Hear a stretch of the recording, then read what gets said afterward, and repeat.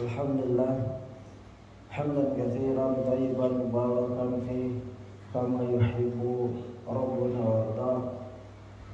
Wa asyhadu an la ilaha illallah la syarika lah wa asyhadu anna Muhammadan abduhu wa rasuluh. Ya ayyuhalladzina amanu taqullaha haqqa tuqatih wa la tamutunna illa wa antum muslimun. Jamaah salat subuh yang saya hormati dan saya muliakan, semoga Allah selalu melindungi kita dan memberi inayah, pertolongan serta hidayah untuk melaksanakan amal ibadah yang mana hal tersebut merupakan kewajiban seorang hamba kepada Rabb-Nya. Ibadah mahdah wa ghairu mahdah, ibadah yang telah ditetapkan seperti salat dan lain-lain, dan ibadah yang ditetapkan secara umum seperti bermuamalah dengan keluarga, mengurus keluarga, anak dan lain-lain. Salah satu ibadah yang mulia adalah menuntut ilmu, terutama Al-Quran dan tafsirnya, sunnah, hadis-hadis dengan syarahnya, ya, dan berusaha untuk mempelajari dan mengamalkan. Pada kesempatan ini kita lanjutkan di kajian yang ke-6 di Legoso. Sudah sampai halaman di mana kita membahas tentang tentang sirah nabawiyah, keistimewaan sirah nabawiyah. Ya, waktu di sini kita membahas tentang kecintaan, kecintaan kepada Nabi. Ya, dari urgensi, lalu kita keistimewaan sirah nabawiyah, sudah sampai sirah nabawiyah menyoroti perjalanan hidup manusia terbaik yang pernah ada. Ya, bagi yang punya aplikasi silakan dibuka. Itu ada banyak poin sekali dan sangat penting, tapi kita tidak bahas. Bagi yang ingin membacanya atau melihat rekamannya silakan di kajian nomor 6. Ini kajian nomor 7 insyaallah. Kedua, kandungan sirah nabawiyah amat lengkap mencakup segala aspek kehidupan. Di hari ini kita akan membahas itu. Ya. Di keistimewaan sirah nabawiyah ada beberapa subbab. Pertama, sirah nabawiyah menyoroti perjalanan hidup manusia terbaik yang pernah ada. Jadi Nabi Muhammad SAW adalah manusia yang terbaik, ya, yang pernah ada. Tidak ada satu tokoh yang dicatat begitu lengkap, komplit, dan dijadikan panutan, dijadikan ajaran kehidupan kita, dan dijadikan sumber informasi untuk di dunia dan akhirat. Orang sekarang melihat informasi itu ujung-ujungnya keuangan, fulus. Misalkan podcast tentang ekonomi tahun segini akan begini, maka dia bangun ini, bangun ini, gitu. Siapa yang punya informasi ke depan, dia yang banyak mendatangkan fulus keuangan. Nah, kalau orang Islam, informasi ke depannya itu bukan sampai akhir zaman bumi ini. Bumi ini hancur, ya, alam semesta hancur. Tapi pandangan dia melampaui bumi ini hancur dan ada pada masyarakat dan lain-lain, kekalnya jannah dan neraka, gitu. Ya, jadi lebih jauh lagi. Ya, maka bersyukur orang Islam walaupun mungkin dia hidupnya pas-pasan atau di muka bumi ini miskin, tapi informasi yang dia dapatkan dari alam semesta ini. Itu keunggulan umat Islam. Walaupun dia mungkin miskin papa, tapi dia lebih mulia dari orang yang mempunyai atau menjadi raja di negeri yang paling besar. Kalau dia kafir, karena lemahnya informasi yang dia dapatkan.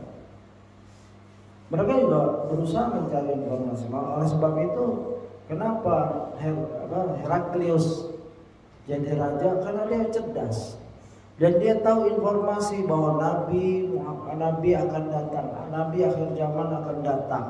Maka dia kirim bala tentaranya untuk mencari siapa ini Nabi akhir zaman ini. Ya, di antaranya nanti di kajian yang ke 36, 37 itu tentang pendeta Bahira. Itu waktu ini kisahnya ikhtilaf, ada yang mensahihkan, ada yang mendhaifkan, tapi Ustaz memilih itu. Di antaranya bahwa sampai sebegitunya Romawi mencari siapa nih calon nabi. Ya, karena perintah Heraklius, dia kaisar. Dalam mencari siapa yang akan merubah dunia ini. Begitu pentingnya informasi. Jadi orang Islam jangan malas-malas belajar tentang informasi ke depan. Bukan datang ke dukun. Dukun itu satu, dua paling informasi kebanyakan salah. Dalam satu hadis 100 informasi yang dukun kasih kebanyakan salah. Setelah Nabi Muhammad diutus alaihissalam tercegat itu berita-berita langit, tidak bisa dicuri lagi dengan mudah. Sebelum Nabi Muhammad diutus memang dukun-dukun itu sangat sakti, banyak benarnya. Ya, termasuk Heraklius itu bicara bahwa akan ada utusan Nabi Muhammad SAW itu dari dukunnya, ya. Dan Nabi belum diutus, oleh sebab itu mudah Heraklius ngambil berita itu. Kalau sekarang kedukun itu manusia paling bodoh, dia sendiri nggak tahu. Kalau dia meramal terus nanti orang itu datang lagi, pasiennya, kliennya, misalnya dukun pakai bahasa modern karena klien, ya kliennya datang lagi, lalu Pak, ramalan Bapak kok nggak tepat, syarat kamu kurang, begitu. Yang disalahkan selalu, ya. Sebab itu hendaknya rajin dan selalu kita merujuk kepada ulama yang paham berita-berita, yaitu Al-Quran dan Sunnah yang sahih. Sirah Nabawiyah termasuk bagian dari perjalanan yang lalu, sekarang akan datang. Yang lalu kita melihat Nabi SAW ya, berjalan. Yang pertama, Sirah Nabawiyah menyoroti perjalanan hidup manusia terbaik yang pernah ada. Ini ada sekitar, dan saya sudah bacakan semua kecuali ada dua, yaitu Rasul yang ke-9 dan ke-10. Ya saya nggak akan ulang ini, tapi saya baca ringkas-ringkas saja. 1. Rasulullah adalah manusia yang diajak bicara oleh Allah. 2. Allah pernah bersumpah dengan kehidupan Rasulullah. Dan tidak ada nabi yang Allah bersumpah atas umur kehidupannya kecuali Nabi Muhammad SAW. Dan pada saat Allah bersumpah dalam menjelaskan Nabi Lut alaihissalam. Jadi Allah bersumpah tentang keadaan kaum Nabi Lut atas nama Nabi, kehidupan Nabi Muhammad SAW. 3. Allah tidak menegakkan hisab, ya hisab. Nanti hisab tidak ditegakkan kecuali Rasulullah telah diberi syafaat uzma, yang tahu syafaat kubra. 4. Penduduk surga tidak akan bisa memasuki surga sebelum Rasulullah memasukinya. Jadi tidak ada satupun manusia yang masuk surga sebelum Nabi Muhammad SAW masuk. Ya itu ada di saya nggak bacakan lagi. Silakan di video yang di kajian yang ke-6. Ini kajian yang ke-7. 5. Rasulullah adalah manusia pertama yang akan dibangkitkan pada hari kiamat. Ya, dibangkitkan. 6. Rasulullah adalah manusia yang akan membawa panji pujian, ya, gitu. Maqaman mahmudan. Nanti Rasulullah mendapat posisi itu, maqaman mahmudan. Nah, ini masuk kepada bab akidah, ya. Nanti kita bahas bahwa Sirah Nabawiyah mencakup seluruh aspek ajaran Islam. Akidah, akhlak, ibadah, muamalah, sejarah dan lain-lain. Ya. Maqaman mahmudan bukan Allah mendudukkan Nabi Muhammad di sisinya, bukan. Itu kepahaman takwil yang salah. Ya, tidak ada para ulama yang sahih pemahamannya. Ya, itu maqamul mahmudah diantaranya syafaat. Ya, syafaatul uzma, orang yang tadinya harus masuk neraka, ya, lama jadi ringan. Ya, yang sudah ringan mungkin ada sahabat Nabi dia tidak dimasukin neraka atau jadi ringan sekali dan lain-lain seterusnya. Orang Islam hanya orang Islam yang dapat syafaat ini. 7, seluruh nabi kelak akan diberikan telaga pada hari kiamat, namun telaga Rasulullah adalah telaga yang terbaik. Seluruh nabi punya telaga, tapi telaga Rasulullah terbaik, terluas, dan gelas-gelasnya itu memang indah. Yang minum itu tidak akan haus lagi. Artinya ini ulama menetapkan bahwa telaga ini antara perjalanan ke jannah. Sekali minum itu tidak akan haus lagi. Dan ada orang-orang yang diusir dari telaga Nabi SAW. Diusir, ya, karena ya Nabi tidak tahu yang lain. Dijelaskan di situ, kamu tidak tahu, engkau tidak tahu wahai Muhammad secara makna apa yang umatmu perbuat setelah engkau wafat. Artinya berbuat menyimpan dari tauhid dan sunnah, yaitu mengikut hal-hal yang tidak diajarkan oleh Allah, ya, melalui Rasulnya, yang tidak diajarkan oleh Rasulullah. Maka diusir dari tenaga. Na'udzubillah. Semoga kita tidak termasuk orang-orang yang sedemikian itu. Mungkin dari kalangan munafik, ahli bid'ah, ahli syirik, ya. KTP-nya Islam, kehidupannya Islam, dikuburkan secara kuburan Islam, dibandingkan, tapi dia tidak mengikut Rasulullah. 8, Rasulullah telah menyaksikan surga dan neraka dalam keadaan sadar. Ya, Rasulullah pernah menyaksikan surga dan neraka. Jadi Rasulullah paham banget dunia ini sampai mana nilainya. Karena manusia yang pertama menyaksikan, Rasul yang didalilkan, artinya ada ajaran, ada ketetapan bahwa Rasulullah yang sudah melihat surga dan neraka. Oleh sebab itu kalau baca ayat-ayat tentang neraka, Rasulullah takut. Seakan-akan api neraka itu di depannya, pernah mundur seperti itu. Ya, dalam satu hadis pernah mundur. Dan kalau baca ayat-ayat surga, seakan-akan buah-buahnya itu di depannya, seakan-akan Rasulullah ingin memetiknya. Itu ada hadis-hadis seperti itu. 9, Rasulullah adalah satu-satunya nabi yang diutus untuk seluruh umat. Isa alaihissalam diutus untuk Bani Israel. Nabi Muhammad SAW untuk seluruh umat, bahkan bukan umat manusia, jin juga, jin dan manusia, seluruh golongan jin. Kalau jin bergolong-golongan, ya seluruh. Nah, kita juga Nabi Muhammad diutus untuk manusia berkulit hitam, putih, kuning, merah, ya. Bahasa juga berbagai macam bahasa. Padahal Nabi Muhammad SAW bisa bahasa Quraisy saja, Arab. Nggak dijelaskan dalam hadis. Nabi Muhammad memahami bahasa Inggris, bahasa Ibrani. Nabi Muhammad pernah menyuruh salah satu Zaid, kalau saya tidak salah, belajar bahasa Yahudi, ya, Ibrani. Maka dia belajar dalam waktu berapa hari, hitungan jam, sudah paham, sudah bisa menerjemahkan Rasul. Di sini pentingnya belajar bahasa, ya, anak-anak kita. Kalau kita bisa, sekurang-kurangnya Arab, Indonesia, Inggris, kalau bisa, karena itu dakwah, ya. Ke-10, Rasulullah adalah penutup para nabi, ya, Khatamul Anbiya. Dan ini ada footnote, beberapa footnote, ya, begitu. Kalau mengenai Rasulullah tadi diutus untuk seluruh bangsa, wa ma arsalnaka illa kafatan lin-nasi basyiran wa nadhiran walakin aktsarun nasi la ya'lamun.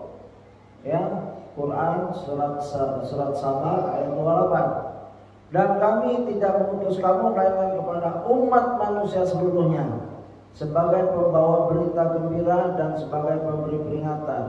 tapi kebanyakan manusia tiada mengetahui. Bal aktsarun la ya'lamun.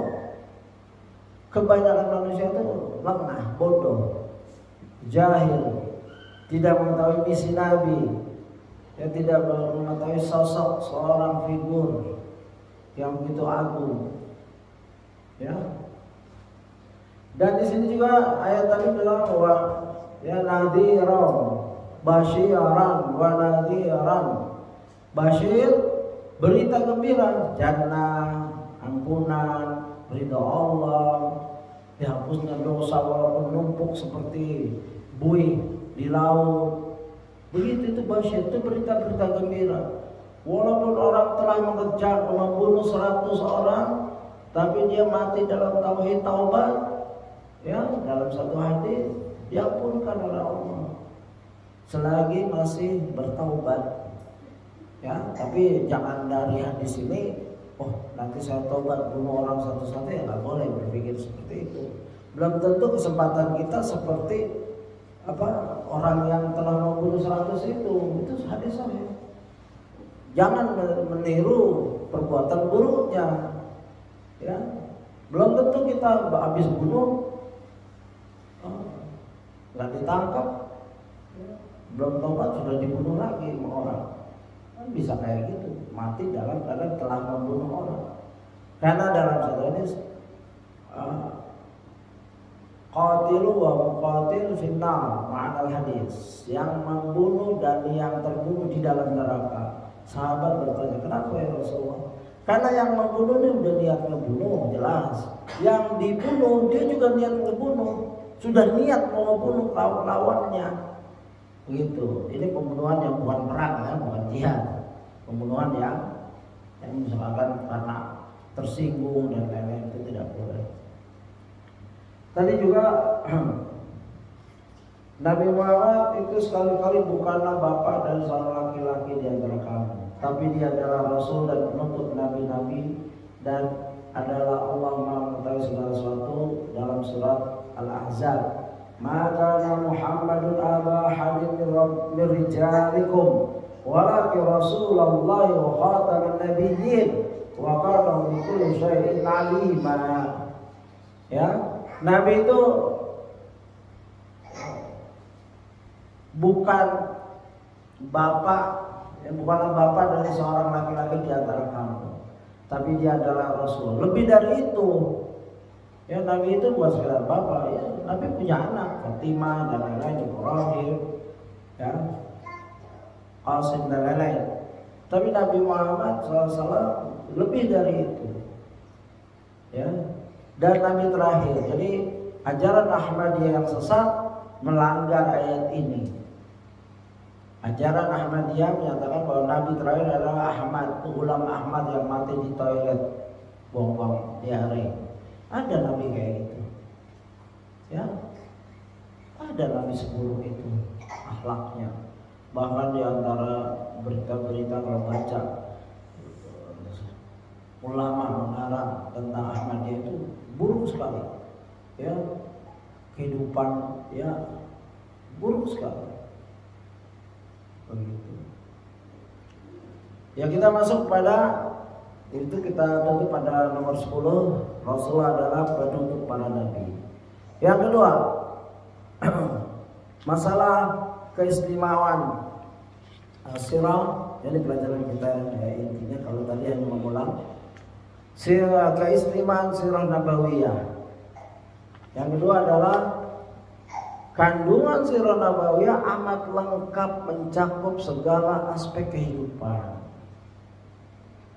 Kandungan sirah nabawiyah lengkap, syamil, mencakup segala aspek kehidupan. Kehidupan apa yang kita mau tanya?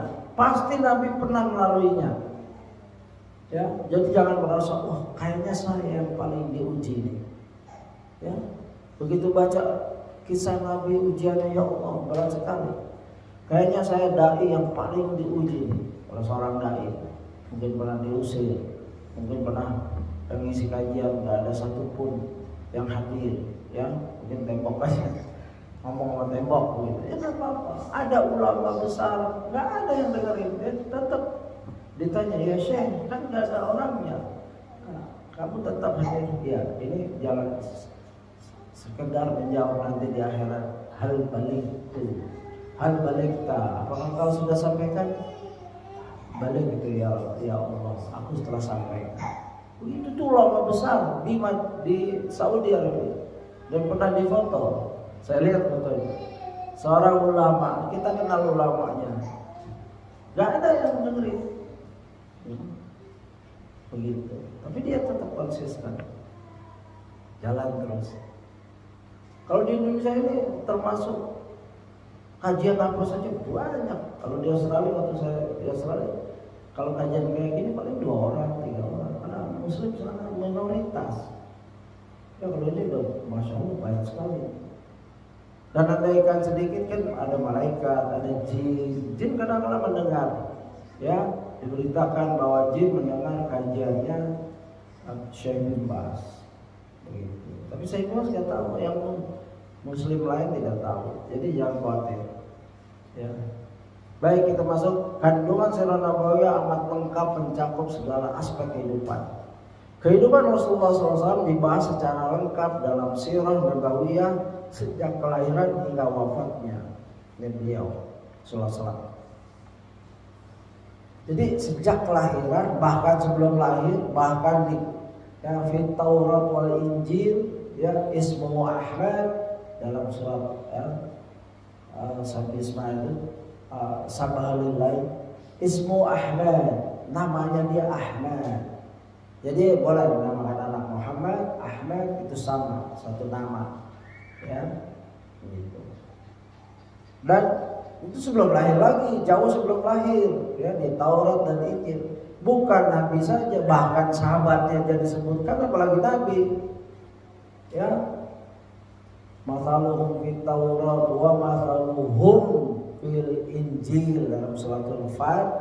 Muhammadur Rasulullah wa ladina ma'ahu sidawal kufar Muhammadur bainahum Muhammadur bainahum tarahum sujada dan seterusnya. Ya, berita tentang sahabatnya dan diberitakan, kok Nabi Muhammad kan enggak? Ya, kalau orang Kristen baca Injilnya yang benar, dia masuk Islam, pasti masuk Islam. Dan nyatanya sekarang banyak orang-orang yang membaca kitab-kitab perjanjian baru, perjanjian lama, perjanjian baru, begitu baca dan dia cari aslinya, dan mereka masuk Islam bersyahadat. Sudah mulai banyak di medsos perdebatan itu, mualaf-mualaf yang mengajak saudaranya untuk masuk Islam. Ya. Di sisi lain, ya, ini merupakan sebuah fakta yang menakjubkan betapa setiap detil kehidupan sosok mulia ini tercatat oleh sejarah. Tidak kita dapati sosok lain yang kehidupannya tercatat dengan detail dan autentik sebagaimana kehidupan sang Nabi Muhammad SAW. Ini Nabi, sahabat Abu Bakar tercatat dalam kitab-kitab sejarah. Umar bahkan berjilid-jilid dijelaskan khalifah-khalifah tersebut. Utsman, Ali radhiyallahu, bahkan di bawah itu, yaitu yang 10 masuk jannah, dijamin masuk jannah. Bahkan sahabat-sahabat itu ada dalam kitab-kitab besar. Di antaranya Syiar A'lam An-Nubala. Syiar A'lam An-Nubala itu sekitar puluhan jilid, 20 atau 40 jilid. Terus Hilya Aulia, Hilyatul Aulia juga ada, sudah diterjemahkan. Ini 2 kitab besar ini di Indonesia diterjemahkan. Ya. Bisa bahasa Indonesia udah selesai. Tapi nggak bisa baca sendiri, harus nanya ke syekh, ke ulama, ke ustadz. Ini gimana? Ya, di Hilyatul Aulia ulama menjelaskan kitab ini ada maudhu, ada hadis dhaif, maudhu, hadis-hadis palsu, yang nggak boleh diambil semua ditelan, enggak. Jadi bacanya berdasarkan bimbingan ulama. Syiar Al-Nubala yang sekitar beberapa jilid, ya, itu diringkas, ya, tahzil bu, ya, tahzil itu sih ringkasannya 4 jilid, sudah diterjemahkan juga. Yang kita hidup di Indonesia ini, alhamdulillah bersyukur. Tapi jangan mengandalkan terjemahan, yang mampu bisa berbahasa Arab silahkan. Kalaupun ustadz berbesar yang kalau Ustadzul Hakim, kalaupun harus baca terjemahan, baca tapi punya ustadz yang kalau ragu tanya ini boleh diamalkan nggak? Ini benar nggak terjemahannya? Begitu, ya. Kalau ini bukan terjemahan, ini adalah hasil pembacaan kitabnya Ustadz Dr. Firanda, lalu disimpulkan. Dia terjemahan juga, ujung-ujung. Tapi ini termasuk kitab kedua terkomplit di Indonesia setelah Kiai Haji Munawar Khalil. Ya, Munawar Khalil tokoh ulama zaman dahulu sebelum kemerdekaan. Baik, di sisi lain ia merupakan sebuah fakta yang menakjubkan. Memang tidak ada satu manusia di muka bumi kecuali Rasulullah dicatat sedemikian rupa. Baik Alexander the Great, ya yaitu apa? Kalau orang Barat bilangnya Iskandar Zulkarnain itu Alexander the Great, mirip tuh namanya. Iskandar Zulkarnain sampai India kekuasaannya, ya tidak tercatat detail. Saya sudah berusaha nyari, paling dapat sekotong. Siapa lagi yang menguasai dunia di abad modern? Genghis Khan. Bahkan diantaranya penduduk muka bumi kalau dilihat DNA-nya pasti ada Genghis Khan. Istilahnya Mongol. Karena dia pernah sampai Jawa juga, ke Tuban. Ya, tapi kalah. Ya, tentaranya Genghis Khan Mongol kalah oleh tentara kerajaan Jawa pada saat itu. Ya, detailnya silakan cari di Google banyak. Karena ditipu, kalah, ya. Al-harbu tidak. Peperangan itu tipu daya. Ya, jadi ditipu lalu dibantai, balik dia. Begitu mau balik lagi, mereka sedang kacau perebutan kekuasaan antara keluarga Genghis Khan. Di mana-mana dia menang. Bahkan Abbasiyah itu diratakan oleh mereka, dihancurkan, buku-bukunya diambil, dibakar, dibuang, emasnya diambil. Itu Abbasiyah. Kekhalifahan Abbasiyah hancur oleh salah satu anak Genghis Khan. Tapi Genghis Khan tidak tercatat secara detail. Padahal dia setiap omong itu hukum, bicaranya dia itu hukum. Ya, gitu. Hanya Nabi Muhammad SAW begitu sempurna. Sirah Nabawiyah mengisahkan kehidupan Rasulullah SAW sebelum diutus menjadi Nabi sebagai seorang pemuda yang memiliki kepribadian mulia, sangat amanah, ikhlas dan jujur. Ya, terjaganya Nabi sejak kecil, sejak lahir, ya, jadi remaja, pemuda dan lain itu terjaga.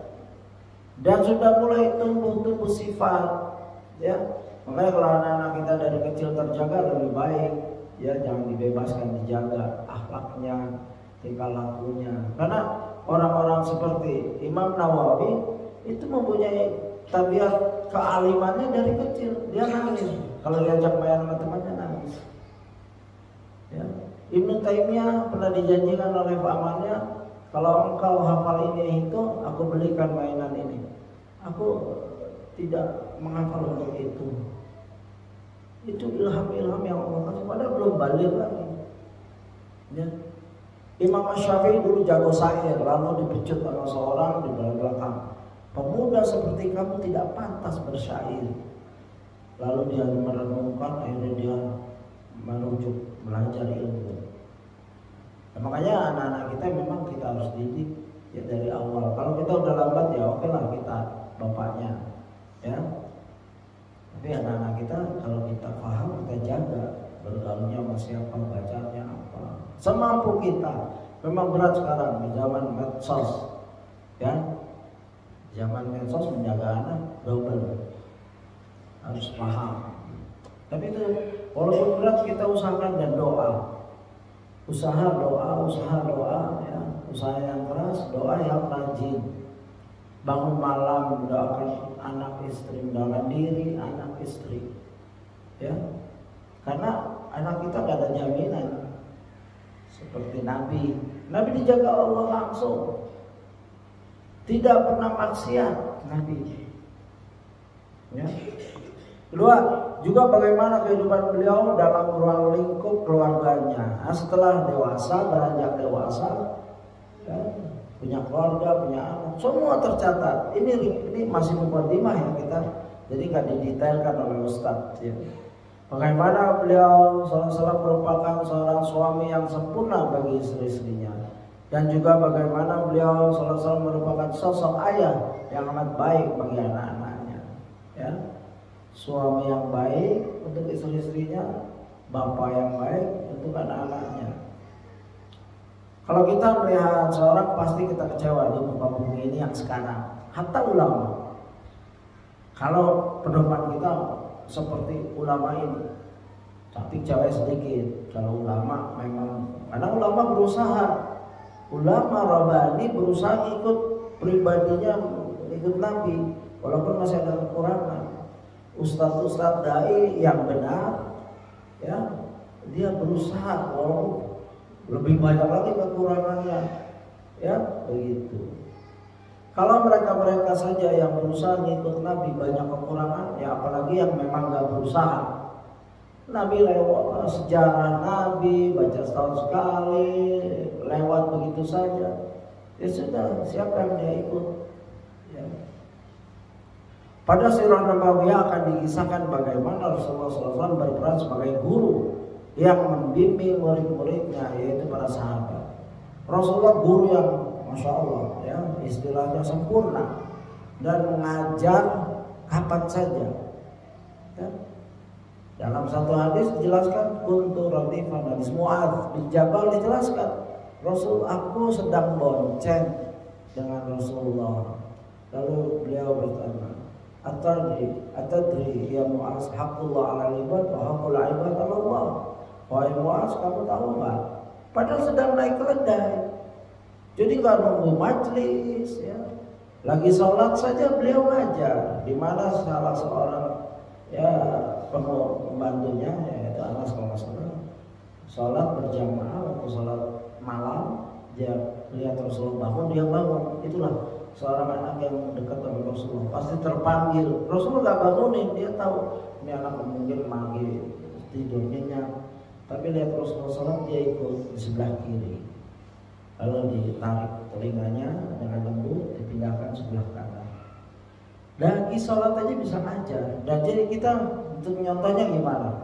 Kalau kita lagi sholat, terus anak kita di sebelah mainin jari begini, terus kita tegur boleh, kita pegang, jangan dimarahin kan nggak boleh ngomong, ya.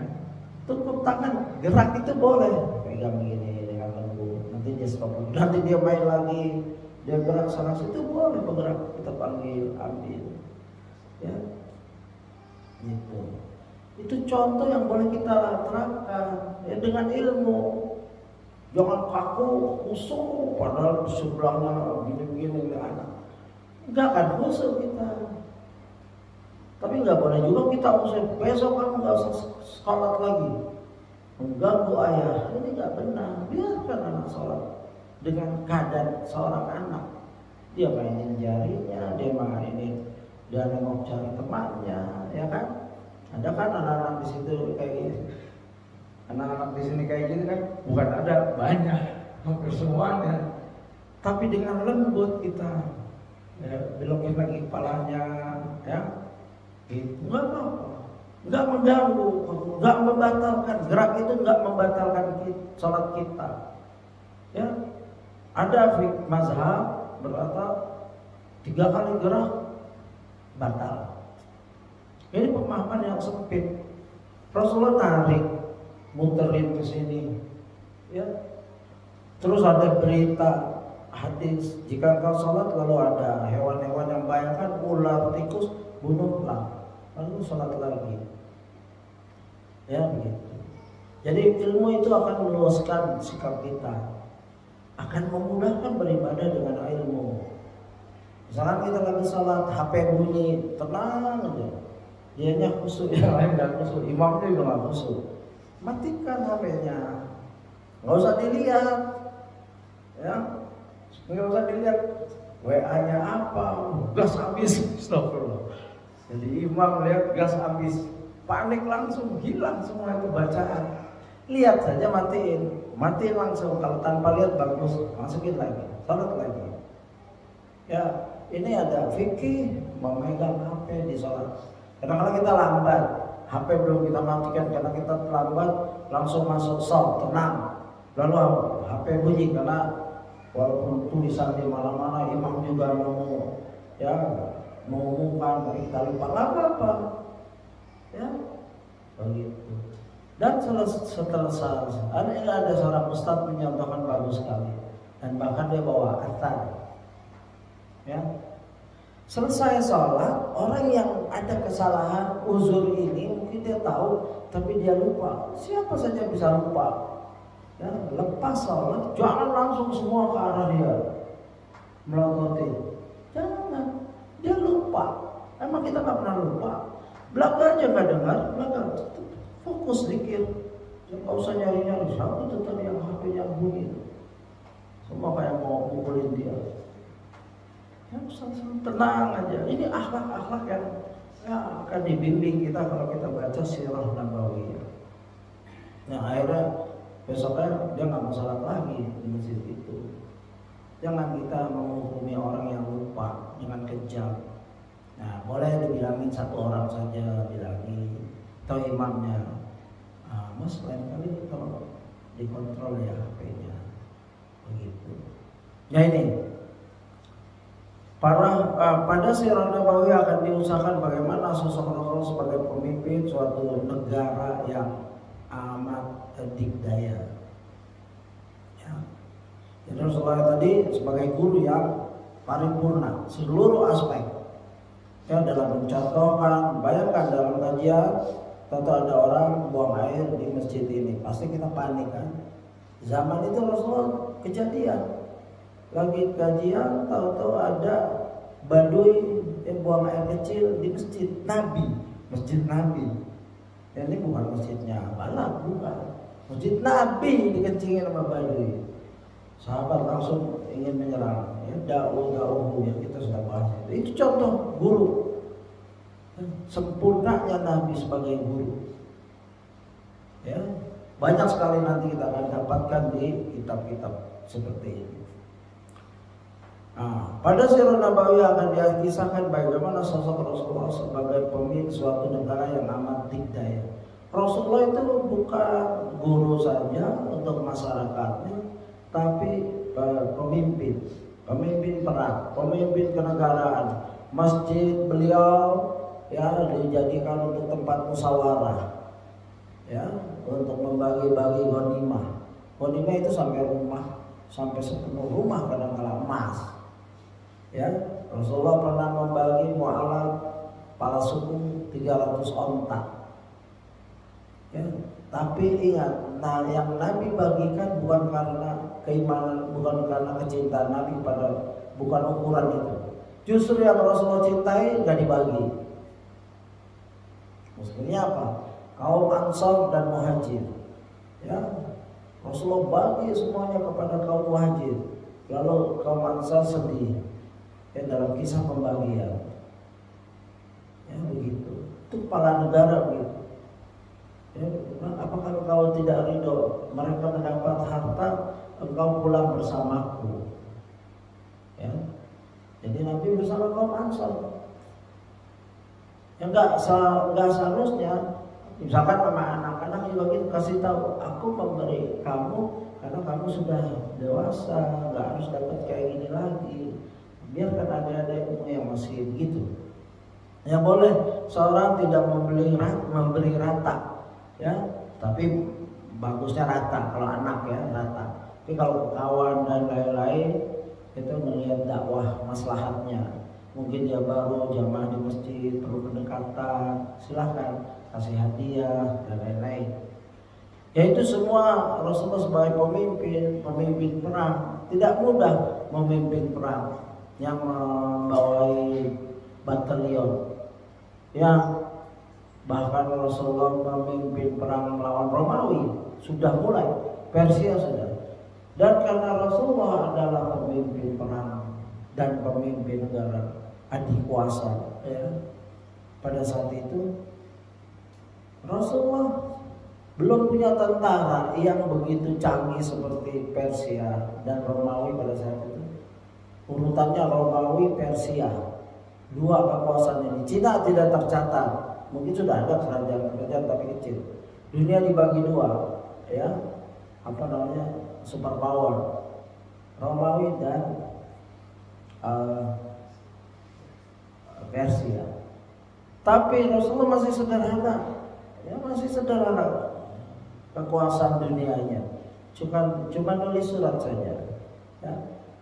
Dia menulis surat ke Heraklius, beliau menulis surat ke Kisra, Kaisar Romawi, dan Kisra, pimpinan Persia. Yang satu menerima surat, Heraklius menerima surat, disimpan karena dia tahu ini nabi beneran ini. Persia sombong, sobek-sobek. Rasulullah dapat feedback, ya, dari utusannya, ya.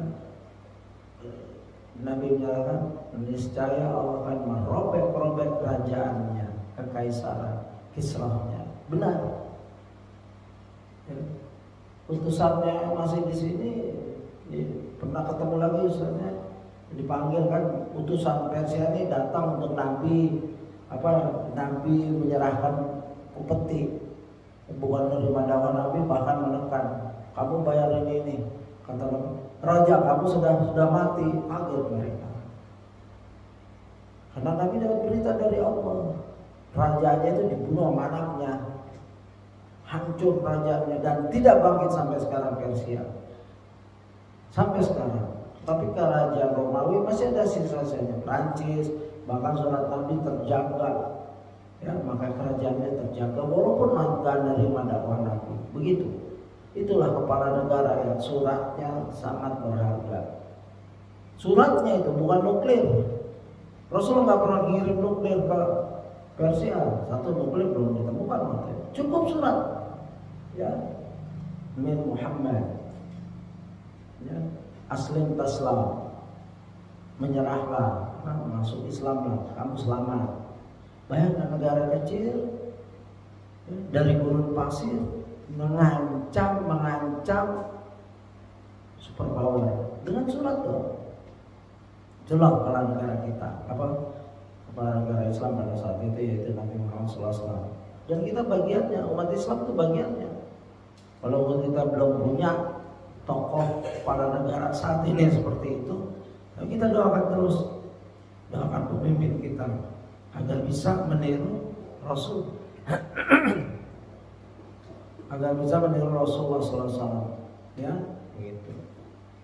Pada sirah Nabawi akan dikisahkan bagaimana keteguhan beliau SAW dalam menyampaikan dakwah, padahal tidak sedikit rintangan yang beliau hadapi untuk itu. Ya, ini akan dibahas ini, dimana ya, Rasulullah, rintangan yang pertama yang berdasarkan hadis nanti akan dibahas secara detail oleh Ustaz, yaitu waktu masuk ke Taif, ya, begitu. Anak-anak kecil bilang gila, majnun, namitin, orang-orang gila dikumpulin di jalan, ya. Pada sirah Nabawiyah akan dikisahkan bagaimana beliau selalu menjadi seorang panglima perang dalam satu pasukan. Ya, beliau bukan penakut, bukan mutus ngirim surat terus duduk manis di kantornya, bukan. Beliau kalau perang paling depan. Bahkan para sahabat menjadikan beliau sebagai perisai, pelindung. Ya, kalau dulu perang masih ini, ya, masih tradisional. Ya, kuda, tombak lawan tombak, Rasulullah dengan pedang, dan Rasulullah mengambil ikhtiar, walaupun Nabi enggak telanjang dada begitu perang. Beliau punya armor, punya baju besi, punya perisai, ya, bukan belajar ilmu kebal. Rasulullah nggak kebal, Rasulullah sempat kepanah, ya, giginya patah. Nggak ada kebal. Kalau orang jihad terus belajar ilmu kebal itu kebanyakan dari jin.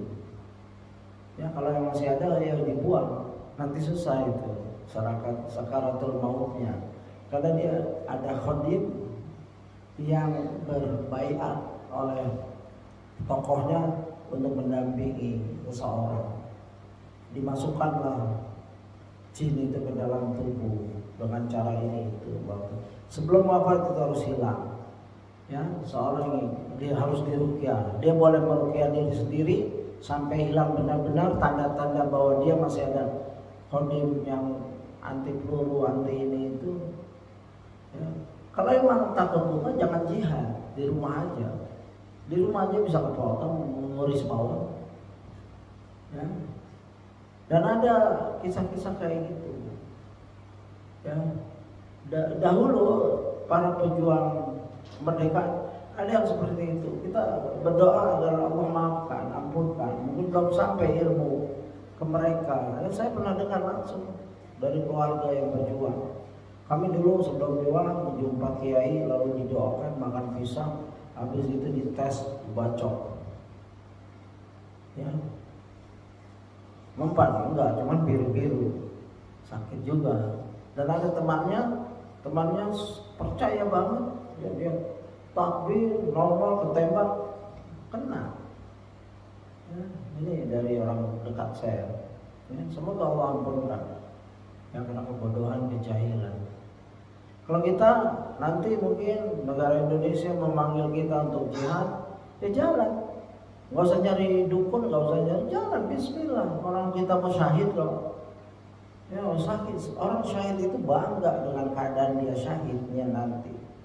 Ya begitu Rasulullah mendidik prajuritnya yaitu Abu Bakar, Umar, Utsman, Ja'far, saudara sepupu ya. Ja'far itu keluarga Ali ya. Ja'far bin Abi Thalib, Ali bin Abi Thalib.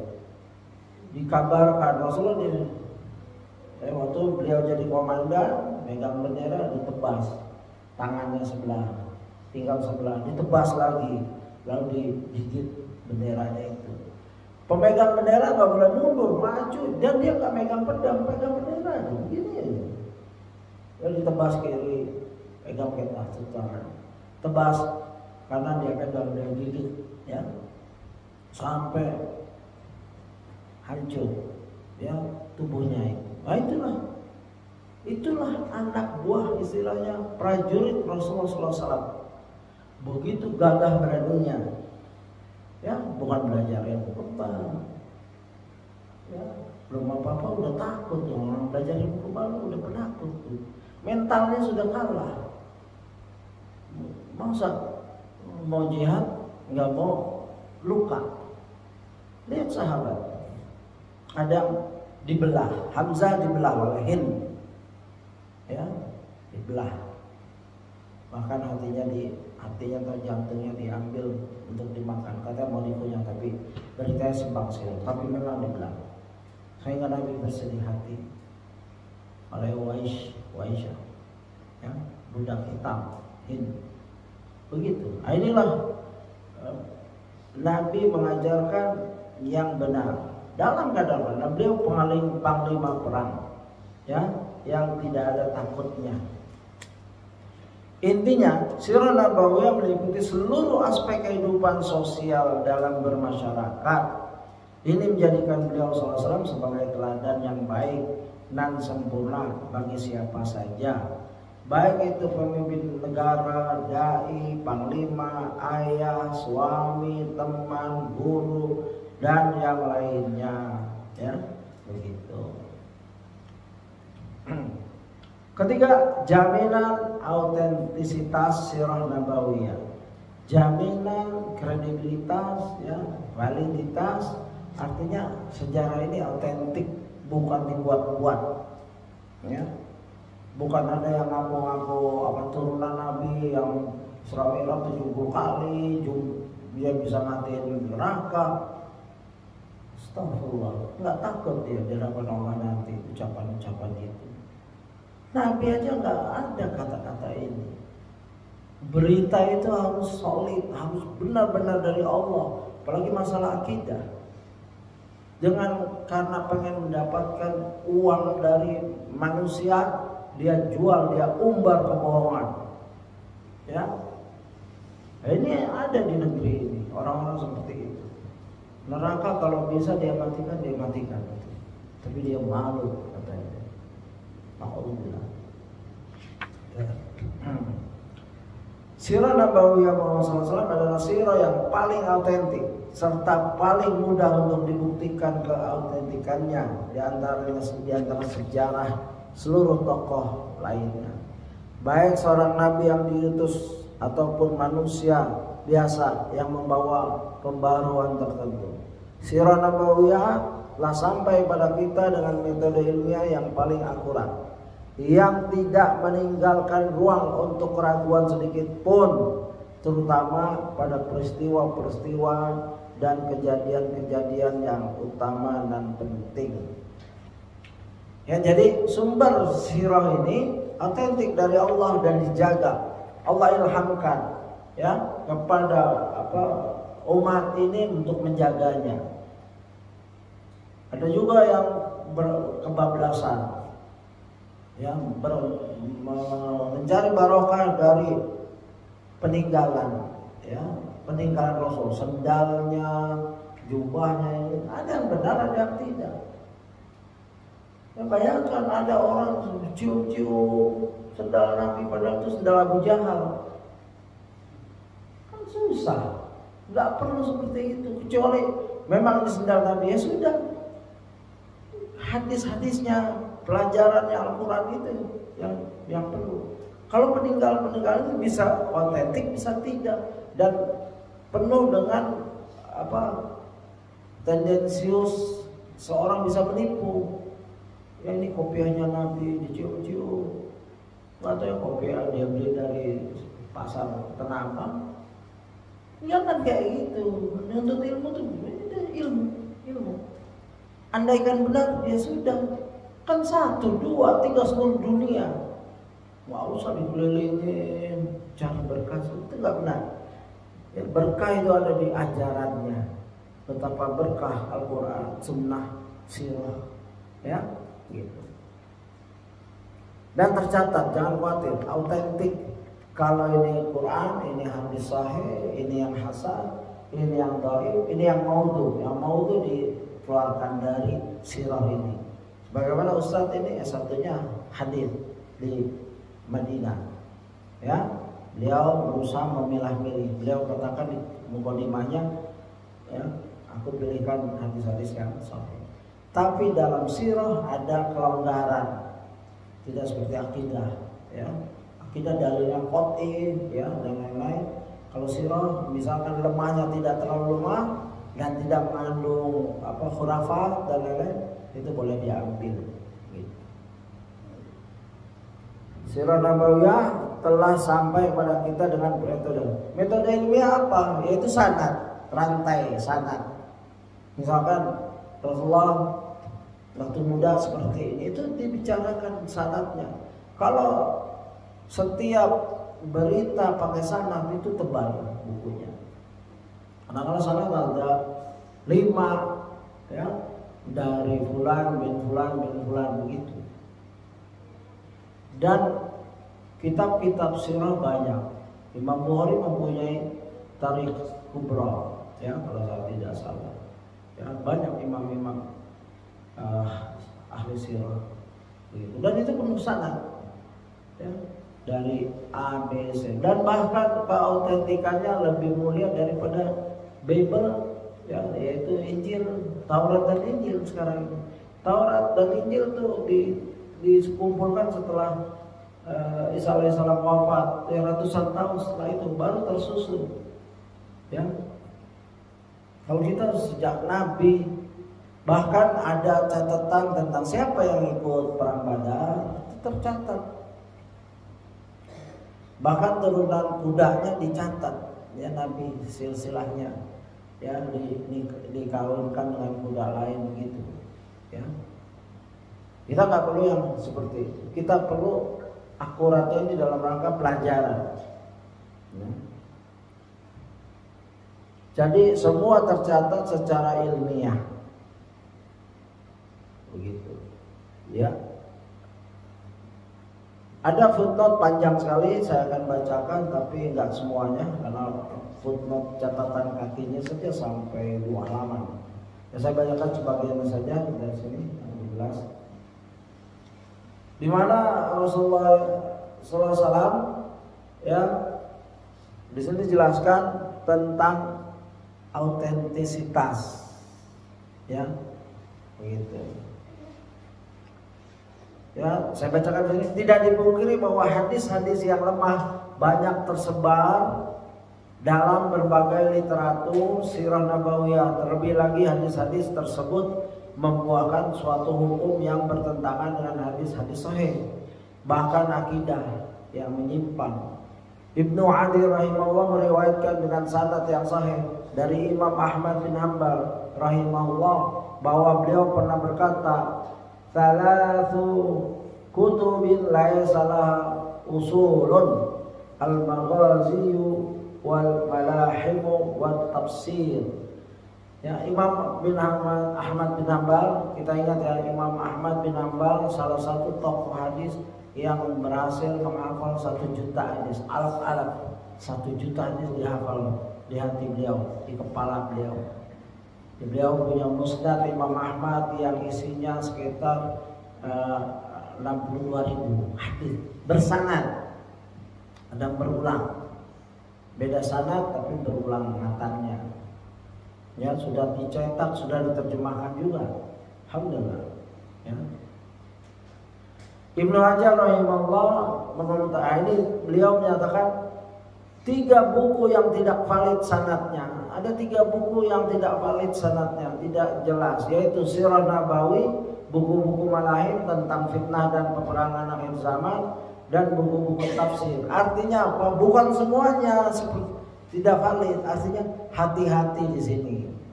Ya, kalau mau nulis sirah, baca sirah, banyak tersisipi hadis-hadis ya tidak jelas, ya begitu.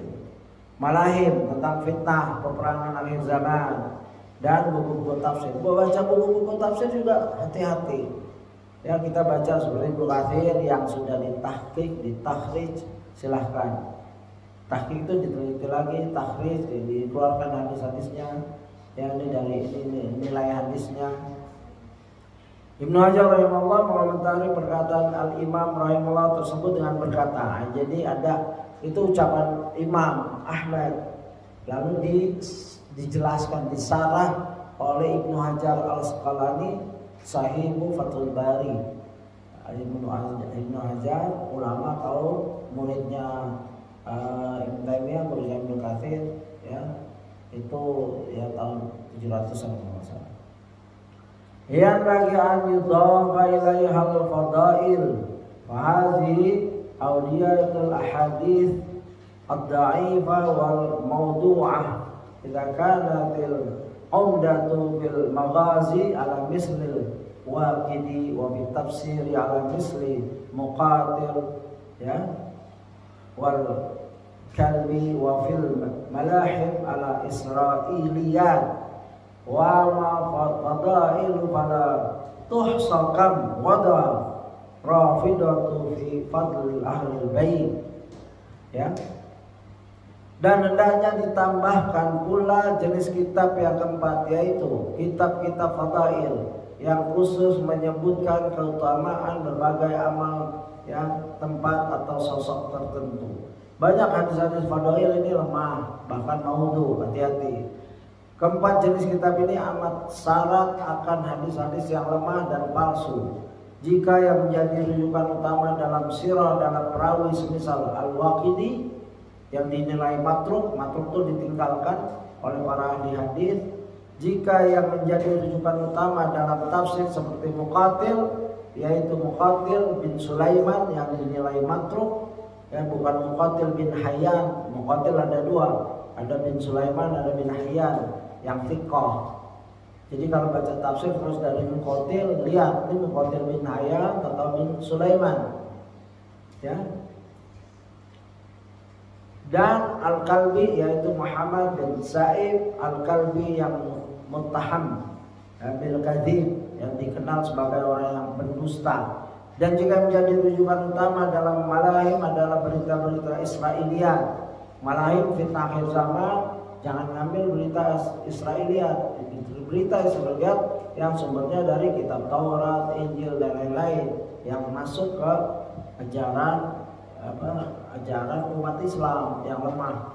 Adapun kitab-kitab fadail maka tidak terhitung betapa banyak hadis palsu tentang keutamaan Ahlul Bait yang telah disusupkan oleh Syiah Rafidhah ke dalamnya, ya.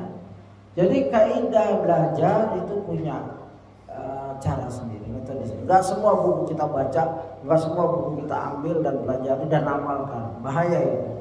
Kita perlu bimbingan, buku yang benar, begitu. Ya ini enggak saya bacakan sampai sini saja karena footnote-nya masih panjang, nanti saya bacakan di tempat lain. Kalau mau melihatnya nanti di kajian nomor 8 yang mungkin bertempat di Pondok Ponpes ya, siang hari. Dan demikian Bapak-Bapak, jika ada pertanyaan silakan, ada pertanyaan. Ya kita cukupkan, saya mohon maaf jika ada pembacaan dan kesalahan dan penjelasan tambahan. Jadi nanti Bapak-Bapak merujuk kepada Sirah Nabawiyah aplikasi. Jadi bisa bedakan ini mana ucapan Ustaz, mana ucapan saya. Ucapan saya kalau bagus dibuang-buang saja. Ya, saya hanya ingin menambah wawasan sedikit yang saya tahu. Dan ada pertanyaan nanti saya akan jawab nanti. Ya, ada pertanyaan di kajian nomor 6. Saya jawab tapi kurang puas, saya sudah siapkan tapi saya akan bacakan sekarang karena panjang mungkin di pertemuan nanti di kajian nomor 8 insyaallah, di kajian nomor 7. Demikian, subhanallah wa bihamdika asyhadu an la ilaha illa anta astaghfiruka wa atubu ilaik. Assalamualaikum warahmatullahi wabarakatuh.